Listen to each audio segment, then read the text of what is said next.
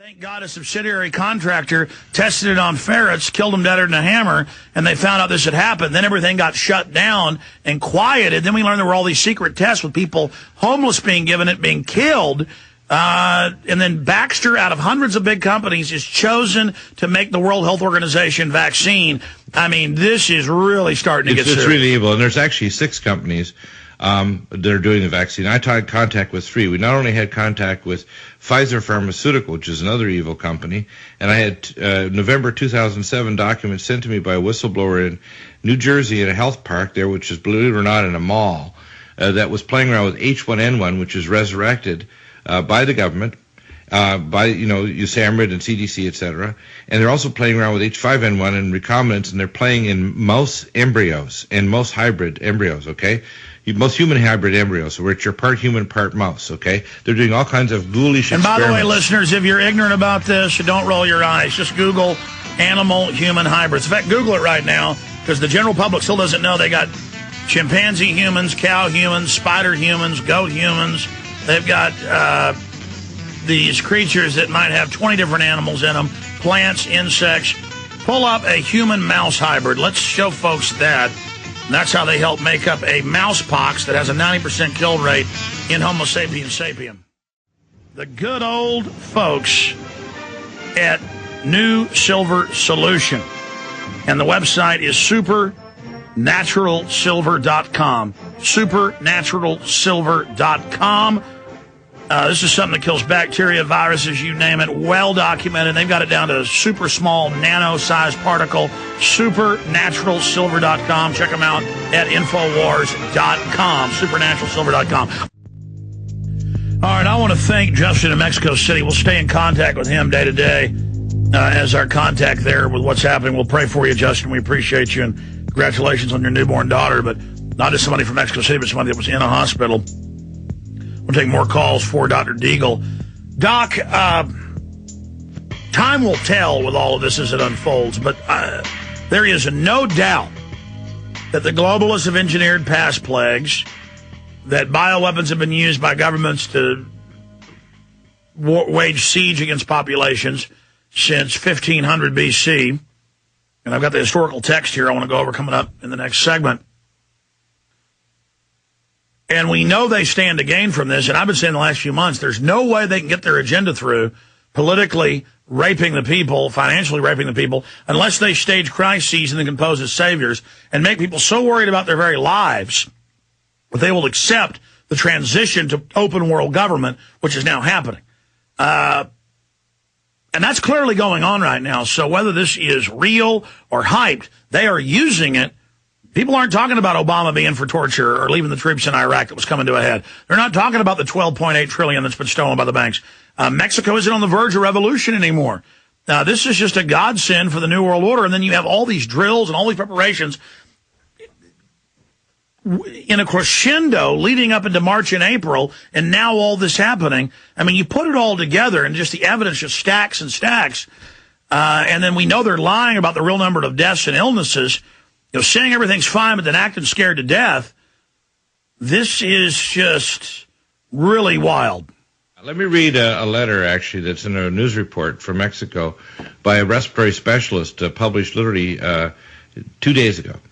Dr. Antonio Chavez, a doctor working in Mexico City. And I'm going to quote... that's BBC. That's BBC. Go ahead. Yeah. I'm a specialist doctor in respiratory diseases and intensive care at the Mexican National Institute of Health. There's a severe emergency over the swine flu here. More and more patients are being admitted to the intensive care unit. Despite the heroic efforts of all the staff, doctors, nurses, specialists, etc., patients continue to inevitably die. The truth is that antiviral treatments and vaccines are not expected to have any effect, even at high doses. It is a great fear among the staff. The infection risk is very high among doctors and health staff. There is a sense of chaos in other hospitals, and we do not know what to do. Staff are starting to leave, and many are opting to retire or apply for holidays. The truth is that mortality is even higher than what has been reported by the authorities, at least in the hospital where I work. It is killing 3 to 4 patients daily and has been going on for more than 3 weeks. This was reported on the 26th. And it's now confirmed that the Mexican government, AP reports, knew about this March 18th. Go ahead. Right. It is a shame, and there is great fear here. Increasing younger patients, aged 20 to 30 years, are dying before our helpless eyes, and there is great sadness among health professionals here.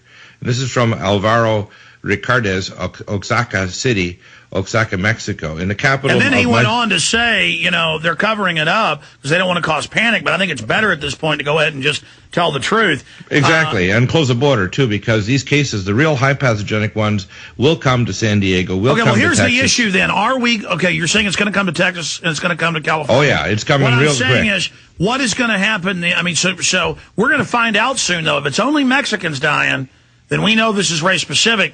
What if it starts, killing people? Then we know we're in deep trouble. Oh, yeah. In this capital of my state, Oaxaca, there is a hospital closed because of a death related to the porcine influenza. In the papers, they recognize only 2 people dead for that cause. My friends working in the hospitals or related fields say that the situation is really bad. They are now talking about 19 people dead in Oaxaca, including a doctor and a nurse. They say that they got shots, but they were told not to talk about the real situation.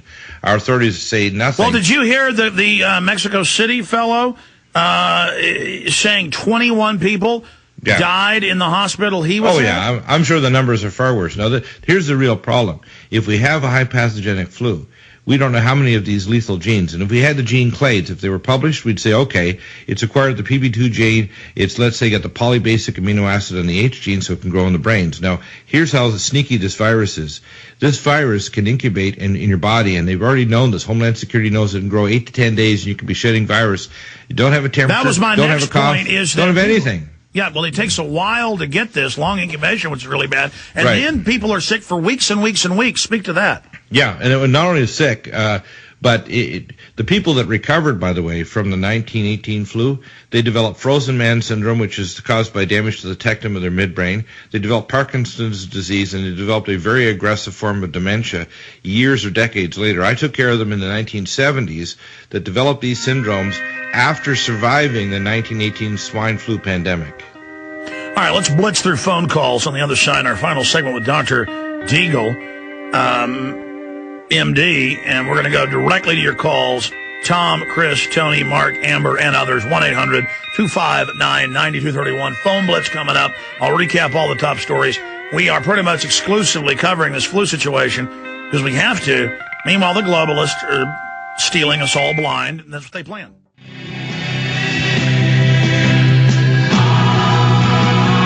We are here live Monday through Friday from 11 a.m. to 3 p.m. Central Standard Time. I come back Sundays 4 to 6 p.m.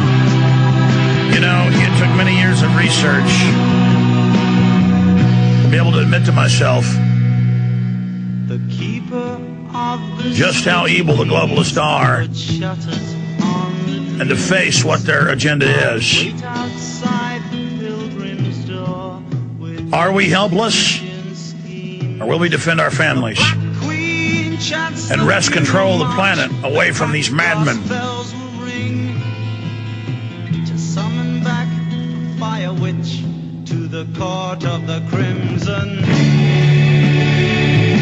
Let's go ahead and go back to Dr. Deagle on your phone calls. Tom in Texas, you are on the air worldwide as we have continual coverage of the bird, swine flu, human flu, designer flu scare. Go ahead.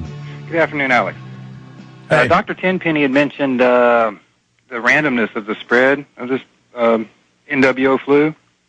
And I've been looking at maps of where these reported cases and suspected cases come up, and it looks like it's following the interstate trucking routes and popping up in, fueling depots or areas where you would have to get fuel. Yeah, no. We have 30 million illegal aliens in this country, most of them from Mexico, 80+%, and there's millions of them going back and forth in any one week.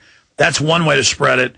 But you also have tourists all over the world, so that's one way. The issue, though, is it isn't killing people, but it hasn't really gone mega viral yet. It hasn't gone pandemic and it's spread yet.